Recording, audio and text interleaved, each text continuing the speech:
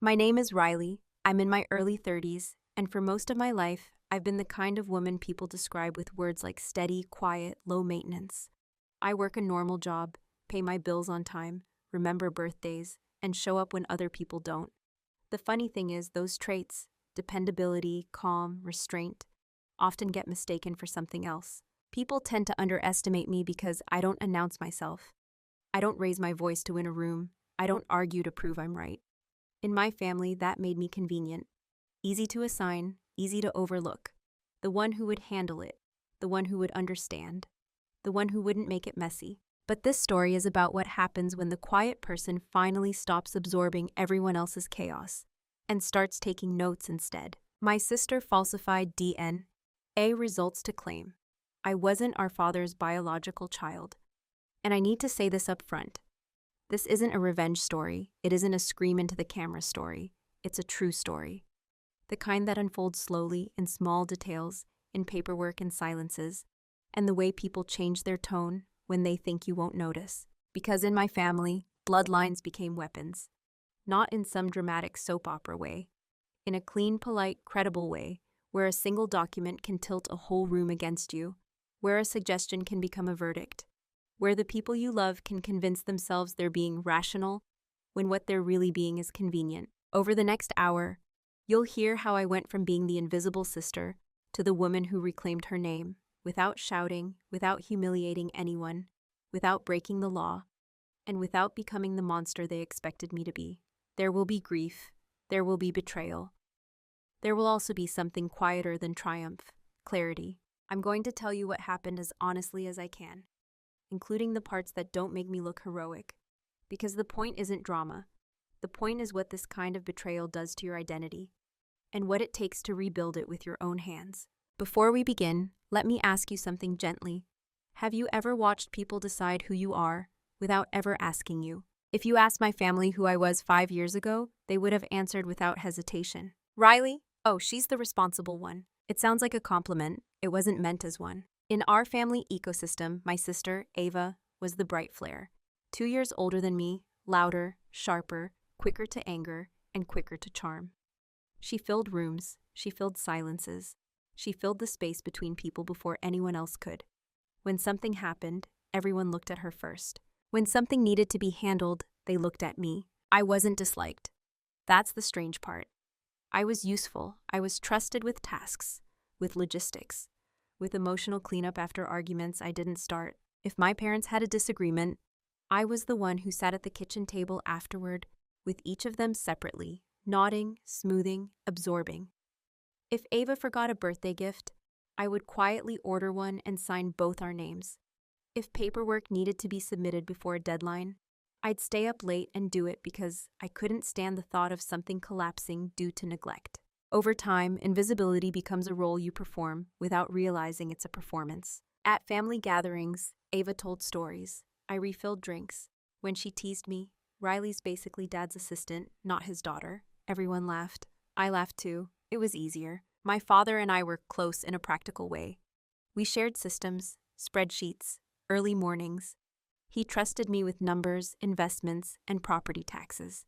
He once told me, "You think before you move." That's rare. I held on to that sentence for years. But closeness, I learned, is different from being centered. In my family, love was loud for Ava. For me, it was implied, assumed, background. If Ava raised her voice, it was passion. If I raised mine, even slightly, it was unexpected. If Ava forgot something, it was because she was overwhelmed.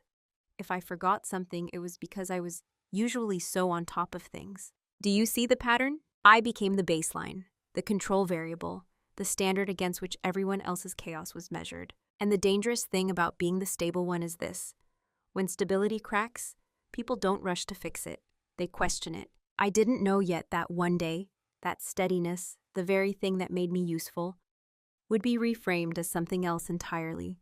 That my calm would be interpreted as detachment. That my practicality would be used to suggest I didn't belong. But back then, I was still Riley the reliable. The daughter who showed up early, the sister who didn't compete, the woman who believed that if you did the right thing consistently, you'd be safe. I thought blood was a bond. I didn't yet understand that in my family, blood could also be a bargaining chip. And when the first crack appeared, it didn't look like a fracture. It looked like a joke. The first time it happened, it didn't feel like an accusation. It felt like air leaving a room. We were at my parents' house for Sunday dinner, one of those routines that had survived childhood, college, jobs, relationships, the same oak table, the same slightly overcooked roast, the same rhythm of conversation loops between politics, work complaints, and neighborhood gossip. Ava had been unusually attentive to our father that night, refilling his wine before he asked, laughing a little too brightly at stories she'd heard a dozen times. I noticed it the way I notice everything, but I didn't assign meaning to it. Not yet. Halfway through dessert, she leaned back in her chair and said, almost lazily, "You know what's funny? Riley doesn't look anything like us." It was delivered like an observation, casual, harmless. My mother smiled automatically. "You both have my nose." Ava tilted her head.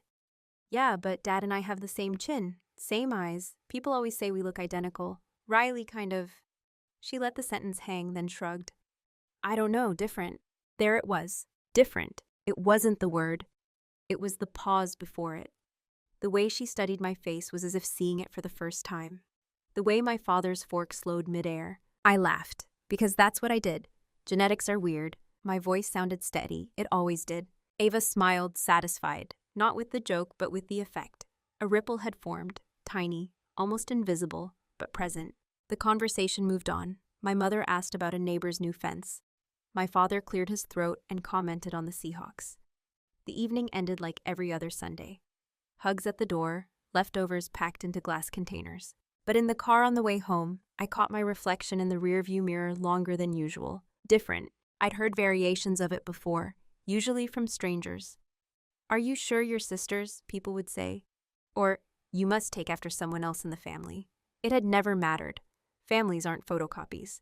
But this was the first time the suggestion had come from inside the circle. The next week, Ava sent a group text with an article about home DNA kits. "We should all do this for fun," she wrote. "See what we're really made of." My mother responded with a heart emoji. My father didn't reply. I stared at the message longer than necessary. It wasn't unusual.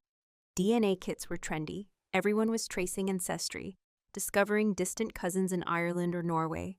On the surface, it was harmless. But layered under her dinner comment, it felt pointed. I typed, "Could be interesting," then deleted it. Instead, I wrote, "Sure, why not?"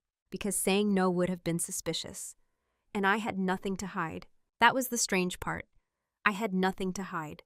No secret adoption. No whispered family scandal. My parents had been married for over 35 years. Our timelines aligned. Our baby photos sat side by side in matching frames. There was no rational reason for unease. And yet, when the kits arrived a week later, small white boxes on my parents' kitchen counter, Ava handled them like party favors. "Spit and seal," she said cheerfully.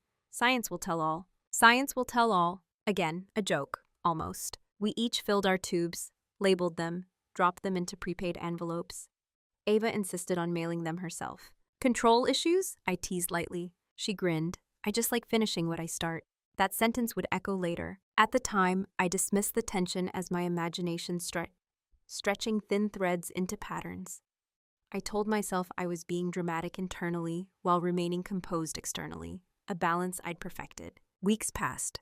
Work deadlines piled up. Life moved. Until one Thursday evening, Ava called me. Her voice was soft, almost concerned. "Riley," she said, "we got the results back." Not I got them. We. And something in her tone told me that whatever was inside that envelope, it wasn't going to be about Irish percentages or Scandinavian traces. It was going to be about belonging, and the cut this time wouldn't feel like a joke. When Ava said, "We got the results back," she didn't send a screenshot. She didn't forward an email. She said, "Can you come over? Mom and Dad are here." That was the first shift. If it had been harmless, if it had been about percentages and distant cousins, it would have lived in the group chat. Emojis, light teasing, maybe a comment about who inherited what. Instead, it required a room. I drove to my parents' house with my hands steady on the wheel, but my mind unusually quiet. Not panicked, not racing, just narrowing. When I walked in, they were all in the living room. Ava is on the edge of the couch. My mother perched upright, fingers laced tightly. My father is standing near the window, arms crossed, not defensive exactly, but braced. Ava held a printed sheet of paper. "We thought it would be better to talk in person," she said gently. "We." I sat down. I placed my planner on the coffee table out of habit. Blue ink pen tucked into the spine. "What's going on?" I asked. Ava inhaled like she was about to deliver difficult news at a hospital bedside. "The results show that I'm Dad's biological daughter." She paused. "And you're not a genetic match." There it was, clean, clinical, designed to sound neutral. My mother's eyes flicked toward me, then away. My father didn't move. I waited for someone to laugh, to say, "Just kidding," to explain a lab error, a mix-up. No one did. I held out my hand. "Can I see it?" Ava hesitated. A fraction too long. Then she passed the paper over. It looked official. Logos, reference numbers, a breakdown of shared DNA percentages. Or more precisely, the absence of them. I scanned it carefully. My face felt calm. I could feel them watching for cracks. Anger, denial, tears. Something dramatic. Instead, I asked, "Did you upload your raw data to any third-party sites?" Ava blinked. "What?" Sometimes these kits misinterpret close familial matches. It depends on how the sample is processed. She gave a small, dismissive laugh. "Riley, it's pretty clear." My father finally spoke. Maybe there was a mistake. But his voice lacked conviction. It sounded procedural, like someone reading a line. And that's when something subtle shifted in the room. Not in me, in them. They weren't responding to shock. They were responding to confirmation. The next few weeks were a study in normalization. No one formally accused my mother of anything. No one openly questioned my existence. But language changed. Well, regardless of biology, families aren't just blood. It doesn't change how we feel. Statements that sound comforting on the surface. But notice what they imply. If nothing changed, why did we need disclaimers? At dinner, Ava began referencing shared traits with Dad more frequently. "We both have the same stubborn streak," she'd say, or "guess it's in the DNA." It was subtle, repetitive, light enough to pass as humor. But repetition builds architecture. One afternoon, I overheard her on the phone in the kitchen while I was in the hallway. "I know, it's wild," she was saying. "Yeah, apparently she's not biologically his. Crazy, right? Apparently there might be an error. No, we're looking into it. Just, she's not." Conclusion before verification. I stepped into the kitchen. She ended the call immediately. "You're telling people?" I asked. She shrugged. "It's not a secret." That was the moment I understood something important. The DNA result wasn't just information. It was positioning. And instead of challenging it directly, I did what I'd always done. I rationalized. Maybe she was just processing. Maybe she was shocked too. Maybe she needed to feel closer to Dad in some strange competitive way. Maybe silence in families like mine isn't passive. It's permission. And I was still giving it. There's a moment in every long-standing family dynamic when you realize you've been cast in a role you never auditioned for. For me, it happened on a Tuesday afternoon in my parents' kitchen. My father had asked me to come by to go over some paperwork. That wasn't unusual. I'd been helping him organize investment accounts and property records for years. He trusted me with numbers more than anyone else in the family. Ava used to joke that I was his unofficial CFO. But when I sat down at the table that day, the folders were thinner, and my father seemed cautious. "I think," he began slowly, not meeting my eyes, "it might be better if Ava handled more of this moving forward." I nodded once. "Okay." He looked relieved at how easily I accepted it. "I just think," he continued, choosing his words carefully, "given everything, it might avoid confusion later." Confusion? That word again, neutral, sanitized, strategic. I didn't argue. I didn't ask if he doubted me. I didn't ask if one printed page had undone 33 years of shared history, because that would have required him to admit that it had. Instead, I closed the folder in front of me. "Whatever makes things simpler for you." Simpler. In that moment, I understood the new shape of my role. I was no longer the responsible one. I was the contingency. The emotional foster child. Maybe. The asterisk. No one said it explicitly. That's not how families like mine operate. We don't confront, we reassign. We adjust tone, we redistribute access. Ava stepped in seamlessly. She began accompanying my father to meetings. She started using phrases like long-term planning and legacy structure, words I had once used, now coming from her mouth like newly discovered vocabulary. And she performed beautifully. "I just want to make sure everything's secure," she'd say, "given the circumstances." The circumstances, as if my existence had become a risk variable. At gatherings, introductions shifted subtly too. An aunt I hadn't seen in months hugged Ava tightly and then turned to me with a slightly different expression. Warmer than pity, colder than certainty. "You're still family," she said softly. Still, as though that required reassurance. What fascinated me wasn't the accusation itself. It was how quickly everyone adjusted around it. Humans crave narrative coherence. Once a new storyline is introduced, people rearrange their memories to fit it. Maybe Riley always was a little different. Maybe that explains it. Maybe this makes sense. I watched it happen in real time, and here's the part I'm not proud of. I let it. I stayed calm, composed, agreeable, because my entire life being agreeable had been rewarded. If I challenged Ava directly, I risked being labeled defensive. If I questioned the validity of the test too forcefully, it would look like denial. So I did what they expected. I absorbed it. But absorption isn't the same as acceptance. Every comment, every shift in tone, every reallocation of responsibility, I recorded it, not out of spite, out of clarity. My leather planner began to hold more than appointments, dates of conversations, exact phrases used, who was present, not because I planned to fight, because something in me had finally stopped assuming fairness was automatic. The role they assigned me was simple. Be grateful you're still included. Don't complicate it. Stay quiet. And for the first time in my life, my silence wasn't compliance. It was an observation. The shift didn't happen during a confrontation. It didn't happen when Ava made another pointed comment about shared DNA. It didn't happen when my father transferred account access. It didn't even happen when a cousin casually asked me, "So, have you talked to your mom about it?" No, it happened in a pharmacy parking lot on a rainy Thursday evening. I had just picked up cold medicine and was sitting in my car, watching water bead against the windshield. My phone buzzed. A notification from a shared family email account we'd used for years, mostly for utility bills and property updates. The subject line read, "Estate planning consultation confirmed." I opened it. The appointment was for my father and Ava, not for me. For a moment, I felt something old and familiar rise in my chest, the instinct to rationalize. Maybe it's preliminary. Maybe they'll loop me in later. Maybe it's just logistics. But this time, I didn't reach for a comforting explanation. I just sat there and let the truth land without cushioning it. They weren't confused. They were moving, and I was being moved around. Not violently, not cruelly, but deliberately. Rain hit harder against the windshield. I turned off the engine and let the silence fill the car. My reflection stared back at me in the dim light, calm eyes, steady breath. For the first time since the DNA conversation, I asked myself a question I'd been avoiding. If the result was wrong, why hasn't anyone suggested retesting? The answer arrived instantly, because the result was useful. It simplified inheritance.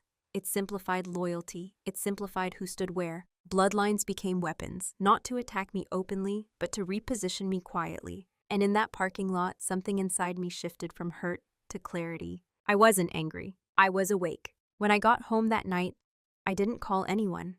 I didn't send a message.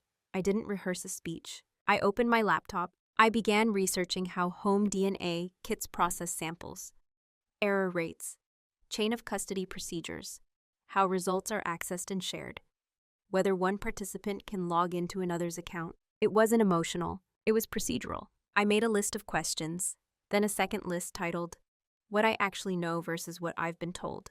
What I'd been told, the results showed no paternal match. Ava received them. She printed them. She explained them. What I actually knew, I never personally logged into the account. I never saw the digital dashboard. Ava mailed all the kits herself. That was it. The foundation of my exclusion rested on a printed sheet handed to me in a living room. And suddenly that felt thin. I didn't feel vindictive. I didn't feel desperate to prove anything. I felt precise. For years, I had built my life on systems and verification. At work, I would never approve a contract based solely on someone else's summary. I would check the primary source. So why hadn't I demanded the same here? Because emotionally, I didn't want to believe someone I loved would manipulate something so fundamental. But belief is not evidence. That night, I closed my planner and wrote one sentence across a fresh page in deliberate blue ink. Silence is no longer protection. It is leverage, not leverage to hurt. Leverage to uncover. The next morning, I requested direct access to the DNA account, calmly, without accusation, and I waited. For the first time, my quiet wasn't about preserving harmony. It was about preparing for the truth. When I asked Ava for direct access to the DNA account, I kept the message simple. "Hey, I'd like the login details for my test so I can review everything directly. Thanks." No accusation, no emotional undertone, just a request. She responded 3 hours later. "It's complicated to transfer access. I already downloaded the reports." "What exactly are you looking for?" Not, of course, not "here you go." Complicated. That word did more than any denial could have. I replied, "I just prefer to see primary data. You know me." That part was true. She did know me. She knew I cross-referenced everything. She knew I didn't rely on summaries, which meant her resistance wasn't about confusion. It was about control. Her next message was softer. Riley, I don't want you spiraling. The results are clear. Dad and I match. You don't. I don't see how digging changes anything. There it was again. Digging. As if asking for my own genetic report was obsessive, emotional, unstable. I didn't respond immediately. And this is where something important shifted inside me. Before, my silence had been reflexive, designed to maintain comfort. Now, my silence was deliberate. I wasn't avoiding conflict. I was observing reaction patterns. The next few days were quiet on the surface. At dinner that Sunday, Ava was unusually composed, polite, even warm. I think we're all just adjusting, she said at one point, glancing at me carefully. It's not about excluding anyone. Excluding. The word had entered the room without anyone acknowledging who introduced it. My father avoided direct eye contact with me when financial topics came up. My mother overcompensated with physical affection, touching my arm, refilling my glass, asking if I was okay in a tone that suggested fragility. I answered every question evenly. I'm fine. And I was, because something had changed in me that they couldn't see. I stopped defending myself in conversations where no direct accusation had been made. I stopped volunteering reassurance. I stopped smoothing over awkward pauses. If they felt uncomfortable, I let them feel it. Not aggressively, not coldly, just neutrally. At work, I scheduled a private consultation with a lab technician through a professional contact. I framed it hypothetically. If someone else handled sample mailing and account management, I asked, what safeguards ensure results can't be manipulated? The technician didn't hesitate. Access control is everything, she said. If one person manages multiple kits, especially if accounts are linked, there's potential for misrepresentation. Always verify through individual login credentials. Misrepresentation. Not impossible, not absurd. Possible. I didn't tell my family about that conversation. I didn't announce new information. I didn't challenge Ava publicly. Instead, I did something that unsettled her far more. I stopped reacting. When she made subtle comments about shared blood, I didn't laugh or deflect. I simply looked at her calmly and changed the subject. When relatives asked awkward questions, I said, I'm reviewing the data directly, and left it there. No defensiveness, no desperation, just certainty that I would verify. And certainty is unsettling to someone who expects you to collapse. One evening, Ava called me unexpectedly. You've been distant, she said. I've been busy. That's not what I mean. I waited. She exhaled. I just don't want this turning into something bigger than it is. That sentence told me everything. Because for her, it was already big. For me, it was becoming precise. Silence had become a choice. And in choosing it, I had taken back something fundamental, control over my own narrative. She mistook my calm for resignation. She mistook my restraint for weakness. What she didn't understand was this. I wasn't withdrawing. I was positioning. And when you begin positioning quietly, the people who built their advantage on your compliance start to feel it, long before they understand why. Preparation doesn't look dramatic from the outside. It looks like routine. That's why no one noticed. After my conversation with the lab technician, I stopped thinking emotionally about what Ava had done and started thinking structurally. If the results were accurate, I would accept them. If they weren't, I would prove it. But proof doesn't come from suspicion. It comes from systems. The first thing I did was order an independent DNA test. This time, through a different company, one with strict identity verification protocols. The kit required government ID at registration and biometric confirmation at sample submission. No shared logins, no third-party handling. I didn't tell anyone. When the kit arrived at my apartment, I documented everything: date received, serial number, photos of the unopened package, photos of me sealing it. I mailed it directly from a staffed postal counter and kept the receipt. Not because I was paranoid, because documentation removes ambiguity. While waiting for the results, I did something else Ava would never expect from me. I requested a full copy of the original DNA account through the company's support system, citing privacy access rights. The representative informed me that the account associated with my sample had been registered under a single master email address. Ava's. All three kits, hers, mine, and our father's, had been managed through one login. Technically allowed, strategically powerful. When I asked whether individual participants were required to confirm their own identity at the time of registration, the answer was simple. No, the account holder handles setup. I thanked them. Then I sat back in my chair and let the implications settle. One person had controlled the entire data chain. One person had mailed the samples. One person had received the results. One person had printed the report. And that same person had been the first to suggest the test. It didn't prove falsification, but it established an opportunity. Meanwhile, at family gatherings, I remained unchanged on the surface. I brought wine, I helped in the kitchen, I listened. Ava had grown subtly bolder. She began referencing legal clarity in passing conversations. She asked my father questions about property titles I used to handle. She positioned herself as protector of him, of the legacy, of stability. She believed the narrative was settled. What she never noticed was that I had stopped engaging in reactive conversations entirely. Instead of correcting her publicly, I asked neutral questions. Who advised that? Was that recommendation in writing? Did the attorney suggest that? Questions, not accusations. And every time she answered too quickly. Preparation also meant something more personal. I began reviewing family photo albums, baby pictures, hospital bracelets, old letters between my parents, not looking for scandal, but for timeline consistency. Everything aligned: birth certificates, school records, insurance documents, no gaps, no whispers, no unexplained absences. If there had ever been a hidden truth, it would have required an extraordinary level of lifelong coordination. And my mother is many things, but she is not a lifelong conspirator. The final piece of preparation was legal, not confrontational, just informed. I scheduled a quiet consultation with an estate attorney unaffiliated with my family. I explained the situation factually, without emotion. If a DNA result were falsified or misrepresented, I asked, what are the legal implications regarding inheritance positioning? The attorney didn't flinch. Intent matters, she said. If someone knowingly manipulated or misrepresented genetic evidence to influence estate decisions, that's serious. Serious, not dramatic, serious. I didn't file anything. I didn't threaten anything. I simply gathered knowledge. And here's the truth about quiet dominance. It's not about striking. It's about knowing exactly where you stand before you move. Weeks passed. My independent DNA results were scheduled for release on a Thursday morning at 8 a.m. I didn't tell my family. I didn't need to, because whatever that dashboard showed, the narrative was about to change. And this time, I would be the one holding the primary source. Thursday morning arrived without ceremony. No thunder, no symbolic sunrise. Just my alarm at 6:30 a.m.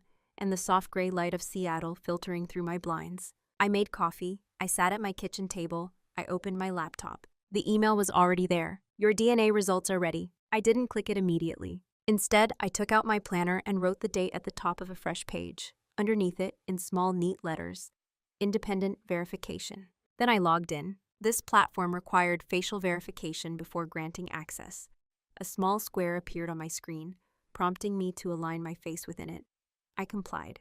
The system confirmed my identity. And then the dashboard loaded. The first thing I saw wasn't ancestry percentages. It was a match notification. Parent-child match, 50% shared DNA. Name, Daniel Bennett, my father. The screen felt very still. No dramatic swell of emotion, no shaking hands, just confirmation. I clicked into the details.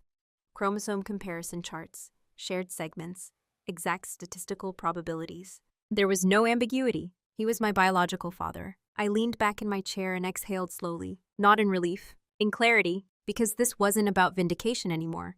It was about exposure. The original test hadn't just been wrong, it had been positioned. There are only a few explanations in situations like this. A lab error, a sample swap, intentional misrepresentation. Given the independent verification, the probability of a spontaneous false negative in a parent-child match was astronomically low, which left two possibilities, and both required access. I closed the laptop. I didn't call Ava. I didn't text my father. I didn't screenshot the results and send them into the family group chat like a digital mic drop, because emotional reactions create noise, and noise protects the person who caused the damage. Instead, I printed the full report, every page. I placed it in a clean folder. I added the mailing receipt from the independent kit, the email confirmation timestamps, the identity verification notice, primary sources. Then I did something else. I requested the raw data files from both companies, the original and the independent, and forwarded them to a third-party genetic analyst for comparison. If there had been a sample mix-up, the data would show it. If there had been manipulation, the inconsistencies would surface. This wasn't about proving I belonged. It was about proving the integrity of the process. By noon, Ava texted me, "Hey, haven't heard from you in a bit. Everything okay?" I stared at the message for a moment. She was checking the temperature, not my emotional temperature. The situations, I replied calmly. All good, busy morning. That was it. No mention of results, no hint of discovery. Because leverage isn't power until it's timed correctly. That afternoon, I received a preliminary note from the third-party analyst. The wording was careful. The independent dataset confirms expected parent-child genetic alignment. The previously provided summary report does not reflect typical formatting for verified direct parent comparisons. Does not reflect typical formatting. In other words, something about the original printed sheet was irregular, not necessarily fabricated from scratch, but altered in presentation. And suddenly, the architecture became visible. If Ava had accessed the master account, if she had selectively printed, if she had misrepresented match categories, it wouldn't require hacking, just narrative control. Bloodlines became weapons, not because DNA is cruel, but because interpretation can be. I closed my planner that evening and realized something important. I wasn't angry at her. I was disappointed in the simplicity of it. All this repositioning, all this emotional recalibration, over a printable dashboard. The private reveal didn't feel triumphant. It felt surgical. The truth was now documented, verified, backed by procedure. And I hadn't raised my voice once. Now came the only question that mattered. When to move. Once you have the truth, the instinct is to release it immediately, to correct the room, to reclaim the air, to watch the shock ripple outward. I didn't, because timing determines outcome more than accuracy ever will. That weekend, my family gathered for my father's birthday. Ava had organized everything, reservations, cake, and a toast prepared on her phone. She was standing slightly closer to him than usual, subtle, intentional. I watched her move through the evening with practiced ease. She believed the narrative was stable, which meant I had options. Option 1, confront her privately, show her the independent results, force a confession. But confession doesn't repair structural damage. It just creates emotional chaos. Option 2, present the results publicly at dinner, clear my name in front of everyone. Tempting, but public exposure creates defensiveness, and defensive people rewrite history in self-protection. Option 3, say nothing, let the estate restructuring finalize, protect my peace and detach. That would have been the easiest emotionally, but silence now would not be a strategy. It would be a surrender. Then there was the fourth option. Not confrontation, not humiliation, documentation, correction at the source. Instead of arguing about belonging, I could address the mechanism that allowed the misrepresentation to influence decisions in the first place. Estate planning, inheritance positioning, legal standing. If the DNA narrative had been used, even subtly, to influence asset restructuring, then correcting that legally would recalibrate everything without theatrics. So I made my decision. I would not accuse Ava of falsification. I would not demand an apology. I would not debate intention. I would formally submit verified biological confirmation to the estate attorney involved in my father's planning process, along with a professional note from the independent analyst. Not as an attack, as clarification. That choice was irreversible, because once attorneys are aware of documented inconsistencies in material family claims, they are obligated to review them, quietly, formally, without family drama. I excused myself from the birthday dinner early, citing an early meeting the next morning. Ava hugged me tightly at the door. "You okay?" she asked softly. "I'm fine," I said. And I was, because the decision had been made. That night, I drafted an email. Subject line, updated genetic verification documentation. The body was neutral, precise. Dear Ms. Carver, I understand you are currently advising my father regarding estate planning matters. I would like to provide independently verified documentation confirming biological parentage to ensure all relevant information is accurate within the advisory process. No accusations, no emotional framing, just a correction. I attached independent DNA report, identity verification confirmation, third-party analyst summary, request for review of any prior documentation submitted regarding genetic claims. Then I waited until 8 a.m. on Monday morning, business hours, professional context, and I pressed send. There is a specific kind of power in choosing the irreversible path calmly, not because it guarantees victory, but because it removes ambiguity. Ava believed she controlled the narrative. She didn't realize the narrative had just entered a system she couldn't charm. And once systems begin to examine inconsistencies, momentum shifts quietly. No shouting, no spectacle, just consequences unfolding at the speed of procedure. The email didn't explode anything. That's the part most people misunderstand about quiet strategy. There was no immediate phone call, no dramatic family group message, no accusations flying through text threads. There was simply process. By Tuesday afternoon, Ms. Carver replied. Professional, controlled, Thank you for providing this documentation. I will review the materials and follow up if clarification is needed. That was it.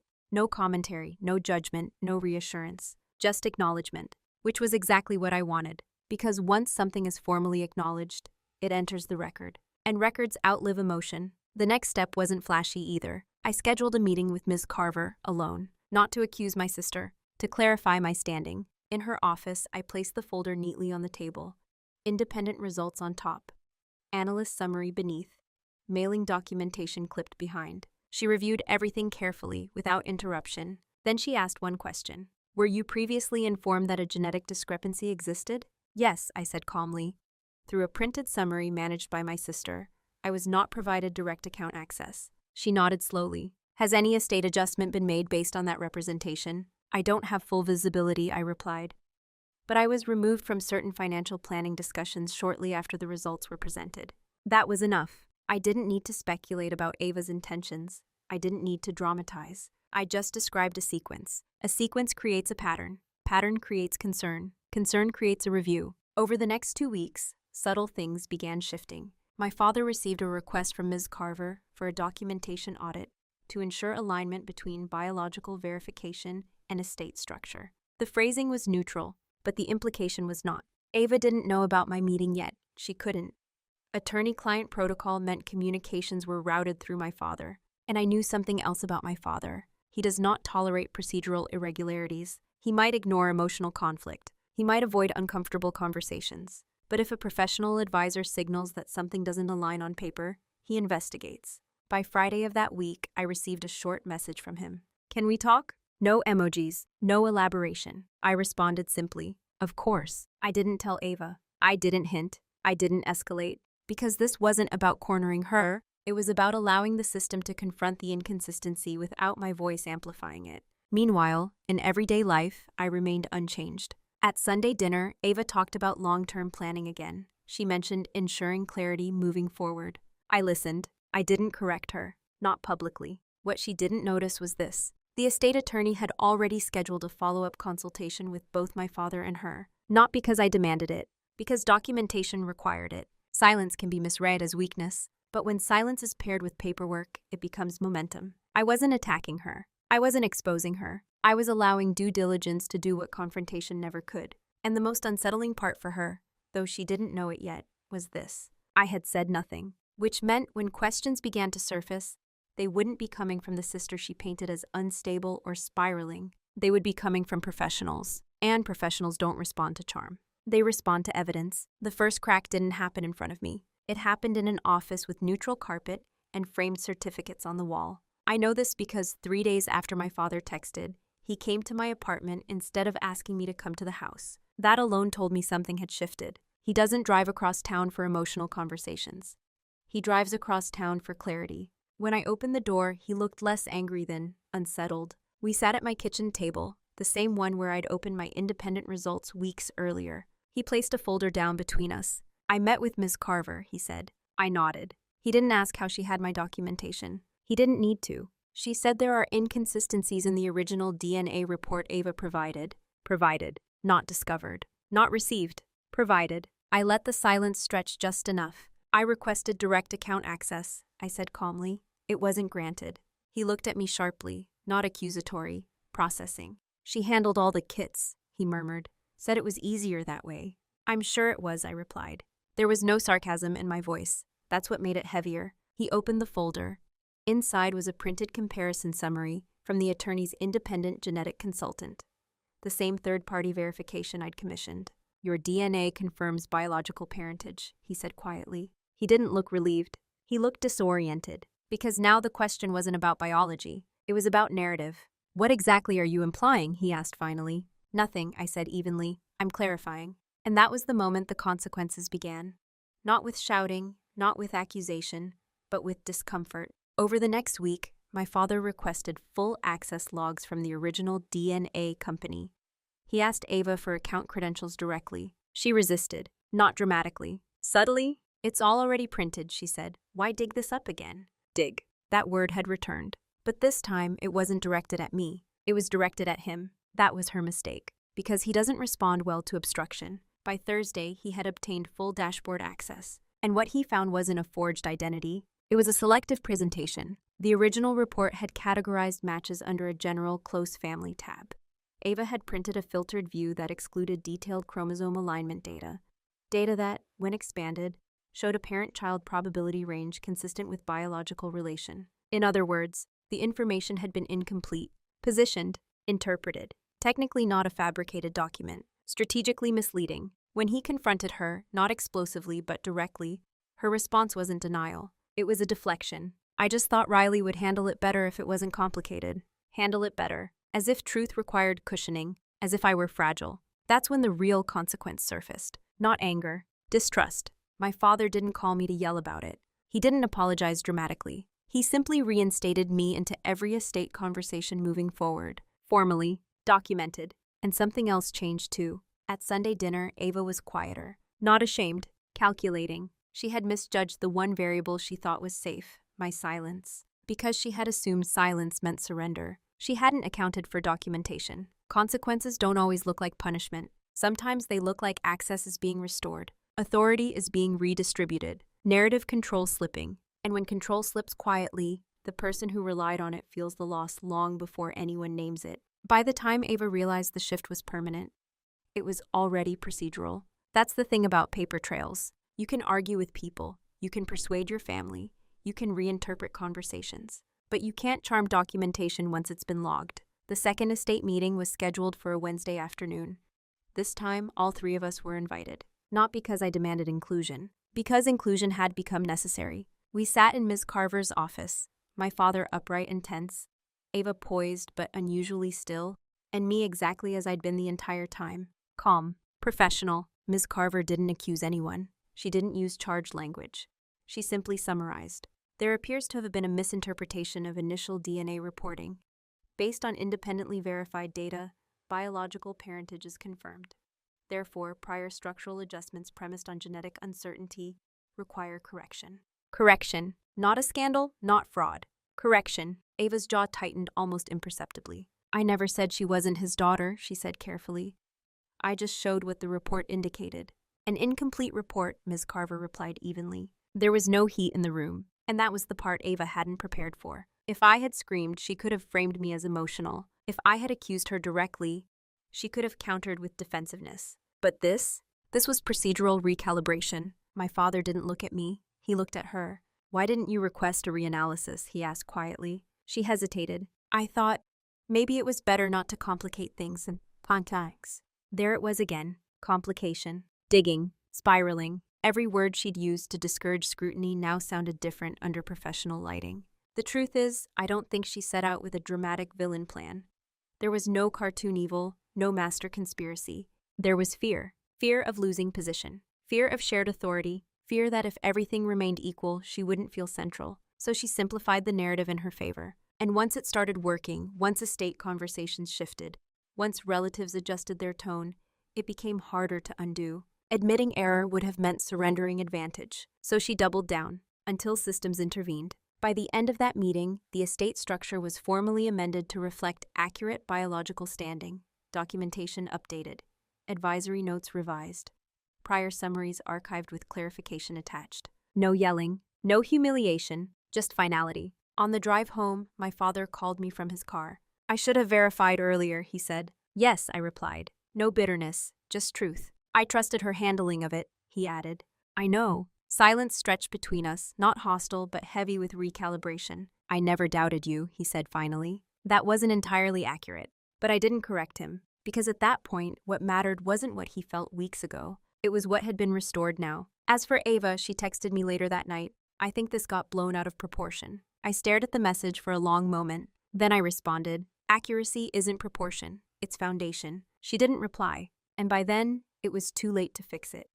Not because I had destroyed her position, but because trust, once audited, never returns to its original shape. She hadn't expected resistance. She certainly hadn't expected restraint paired with evidence. And now, the only thing left between us wasn't rivalry, it was clarity. The actual confrontation happened 2 weeks later, not in an office, not in front of our parents, not during a holiday dinner, just the two of us. Ava asked to meet for coffee. Neutral territory. When I arrived, She was already seated by the window, hands wrapped around a cup she hadn't touched. She looked composed, but not polished.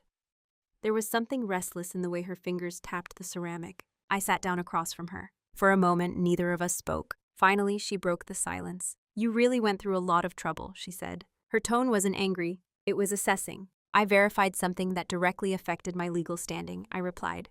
"That's not what I meant." "I know." She leaned back, studying me the way she used to when we were younger, trying to predict my angle. "I didn't falsify anything," she said carefully. "I printed what the system showed." "You printed a filtered summary," I said, without context. It still showed a mismatch. It showed incomplete data. We weren't arguing. We were clarifying definitions. She exhaled slowly. "You always do this." "Do what?" "Make everything procedural." I considered that. I make things verifiable. She didn't respond immediately. Outside the window, people moved along the sidewalk, unaware that inside this cafe, years of subtle hierarchy were being restructured without raised voices. "Do you know what it felt like?" she asked quietly. "Growing up with Dad always trusting you with the serious stuff? The finances, the planning, like you were aligned." Aligned. An interesting choice of words. "I wasn't aligned," I said calmly. "I was available." "That's not the same." "No," I agreed, "it's not." For the first time, something unguarded flickered across her face. "I thought—" She hesitated. "I thought if there was uncertainty, even a small chance, it would level things." Level things. That was the closest she would come to admitting motive. Not hatred, not cruelty. Correction. In her mind, she wasn't attacking me. She was adjusting her balance. "The problem," I said gently, "is that you adjusted it using something that wasn't accurate." She looked down at her cup. "I didn't think you'd push back," she admitted. That was the truest thing she said all afternoon. "I know," I replied. Silence settled between us, not tense, not explosive, just honest. "You could have embarrassed me," she said finally. "I didn't want to." "Why not?" "Because humiliation doesn't create stability, it just shifts resentment." She nodded slowly. We sat there for a few more minutes, neither of us reaching for dramatic closure. There was no apology in the cinematic sense, no tears, no grand reconciliation. But there was something more durable, acknowledgement. She had underestimated me. Not my intelligence, my threshold. And I had underestimated something too. How quickly someone will rewrite reality if they believe it benefits them. When we stood to leave, she hesitated. "So, what now?" I adjusted my coat. "Now," I said evenly, "we operate with primary sources." It wasn't a threat. It was a boundary. And boundaries, when delivered without heat, are harder to challenge. 5 years ago, if you had asked me who I was, I would have answered in roles. Daughter, sister, the responsible one, the reliable one, the one who doesn't make things harder than they need to be. Now, if you ask me, the answer is quieter and far more precise. I am someone who verifies. The fallout from everything that happened wasn't explosive. There was no dramatic fracture in the family. We still gather for holidays. We still sit around the same oak table. The roast is still slightly overcooked. But the architecture has changed. My father now copies me directly on financial correspondence. Not as a gesture, as policy. Estate documents are stored in a shared, transparent system with individual access credentials. Every adjustment is logged. Every conversation is summarized in writing, not because we don't trust each other, because trust without structure is fragile. Ava and I speak differently now, not colder, clearer. She no longer makes casual references to shared DNA. She no longer positions herself as a gatekeeper of information. When she brings something forward, she attaches documentation. When I ask questions, she answers them without framing them as spirals. We don't pretend that nothing happened. We operate as if it did. The most surprising shift, though, wasn't in them. It was in me. For most of my life, I believed steadiness meant endurance. That being calm meant absorbing. That being the responsible one meant quietly compensating for other people's volatility. I don't believe that anymore. Steadiness is not silent suffering. Calm is not compliance. Responsibility is not self-erasure. I still speak evenly. I still think before I move. I still prefer documentation over drama. But now my quiet has edges. If someone suggests something that affects my standing, I ask for primary sources immediately. If access is restricted, I note it. If a narrative shifts, I trace the origin. Not defensively, professionally. And that shift has changed how people interact with me. At work, I'm more direct in meetings. When someone summarizes my position inaccurately, I correct it calmly in the moment. When someone attempts to reframe a decision without evidence, I ask for documentation. It turns out that when you stop cushioning other people's convenience, they adjust. I no longer volunteer to be the emotional cleanup crew after family disagreements. I didn't start. If my parents argue, I don't mediate unless explicitly invited. And even then, I define the boundaries of my involvement. Availability is no longer automatic. It is chosen. The most unexpected outcome of all this wasn't that I won. It's that I no longer need to win. Because belonging that depends on silence isn't belonging. It's probation. And I'm not on probation in my own life. Ava and I will probably never return to the easy hierarchy we had growing up. There is too much awareness now. Too much evidence that narratives can be engineered if no one verifies them. But there is also something steadier between us. Mutual recognition. She knows I will not collapse under ambiguity, and I know she is capable of reshaping reality if it benefits her. Clarity doesn't make relationships softer. It makes them real. I am still Riley. Early 30s, calm, steady, measured. But I am no longer the background variable. I am not the asterisk. I am not the still family. I am documented. I am verified. And most importantly, I am self-defined. If you've listened this far, you might be expecting a dramatic moral, something sharp, something triumphant, but the truth is quieter than that. What happened in my family wasn't about DNA. It was about narrative control. A single printed page, filtered, incomplete, strategically presented, was enough to tilt perception. Not because it was powerful on its own, but because no one questioned it at the source. And that's the part that stays with me. We don't lose our footing all at once. We lose it when we allow interpretation to replace verification. When we accept summaries instead of primary data. When we stay silent, hoping fairness will self-correct. Fairness rarely self-corrects. It responds to clarity. I didn't scream. I didn't expose my sister publicly. I didn't humiliate anyone at a dinner table. I asked for access. I gathered documentation. I moved through systems instead of emotions. And the system did what confrontation never could. It corrected the record. That doesn't mean everything is perfect now. Trust, once audited, never fully returns to its original shape. My sister and I operate differently. My father thinks differently. I think differently. But clarity is cleaner than resentment. And here's what I've learned. If someone can alter your position using a document, you need documentation. If someone can shift perception using interpretation, you need verification. If someone mistakes your silence for weakness, you need to decide whether that silence still serves you. Quiet dominance isn't about overpowering people. It's about refusing to let your identity be rewritten without your consent. It's about understanding that calm does not equal passive. That restraint does not equal fragile.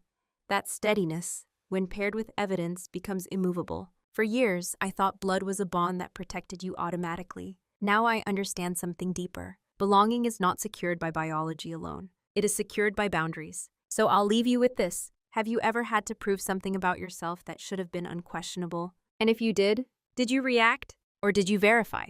I'd really like to know.